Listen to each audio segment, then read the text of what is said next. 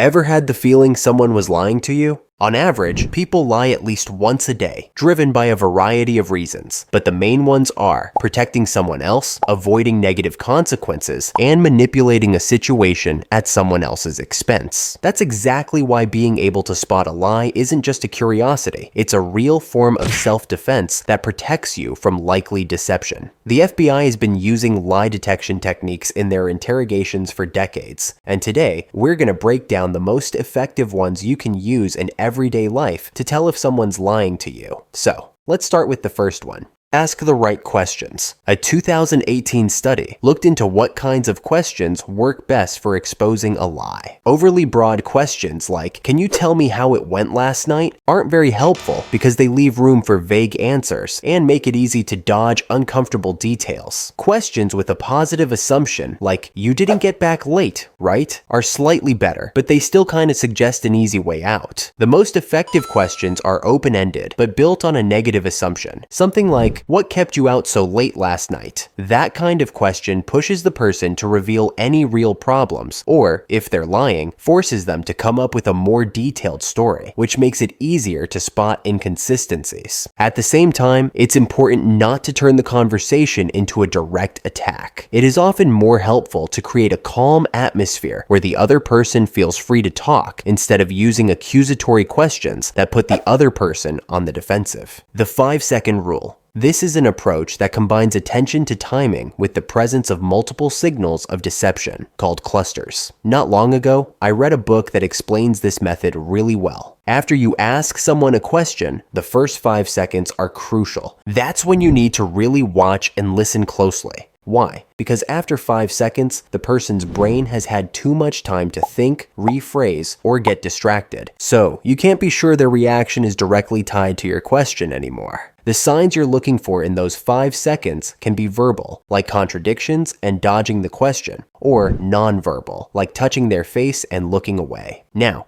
spotting just one suspicious behavior, like a slight pause, doesn't mean much. It may depend on personal habits, but if you notice 2 or more signs in that short time frame, that's what's called a cluster, and it significantly raises the chances that the person's lying. Unusual behavior. FBI agents use a specific method to spot lies that's all about observing a person's behavior. Before diving into the tough questions, they spend some time asking neutral ones, just to see how the person normally acts. They pay attention to things like tone of voice, posture, speech patterns, and natural gestures. This is what they call the baseline. The better you know someone, the easier it is to spot their baseline, because you already have a feel for how they usually behave. Once you shift to more sensitive topics, start watching closely for any changes. If their behavior suddenly differs from their baseline, that could be a red flag. If someone who usually makes eye contact suddenly avoids your gaze, that might be a sign they're not being totally honest. The double question. An effective way to bring out a lie is to ask related questions about the same event at different times, slightly shifting the angle. You might ask someone, "You hit the gym yesterday, right?" Then, after a few minutes, follow up with something like, "What workout did you do yesterday?" If you notice any inconsistencies between the two answers, that's a clear sign something might not add up.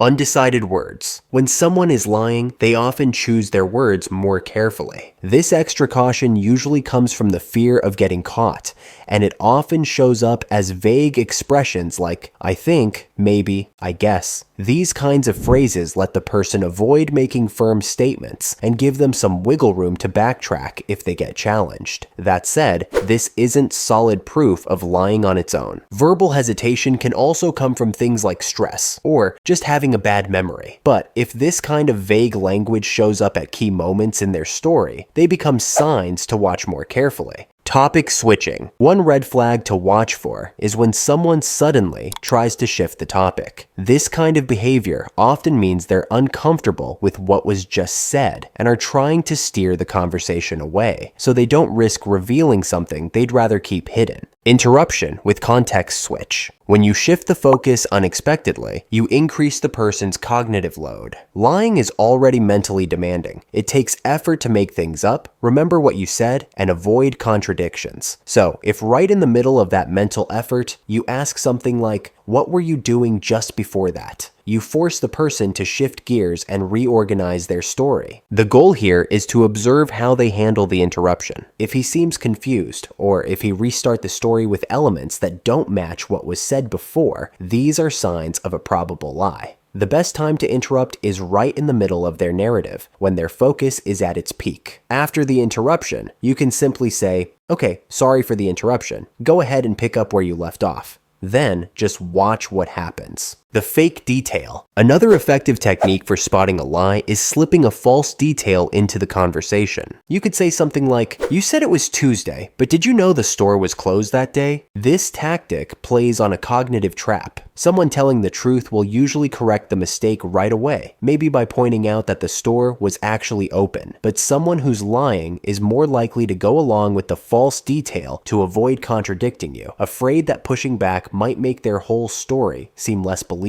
Analyze time consistency. To spot inconsistencies, it's helpful to ask for specific time-related details during a conversation. You can do this by asking something like, "What time did you leave and what time did you get there?" People who are lying often struggle to keep their timeline straight. Their answers might not match up with the actual amount of time it would realistically take to do what they're describing. If the timing doesn't make sense, it's a strong sign that part of the story might be made. Everyone has their own way of making up stories. Some are better at it, while others are easier to spot. So, to get the best results, combine these techniques with your gut feeling by paying close attention to the signals the other person gives you. That's the only way to really know when something's off and protect yourself from being fooled. Thanks for the support and see you next time.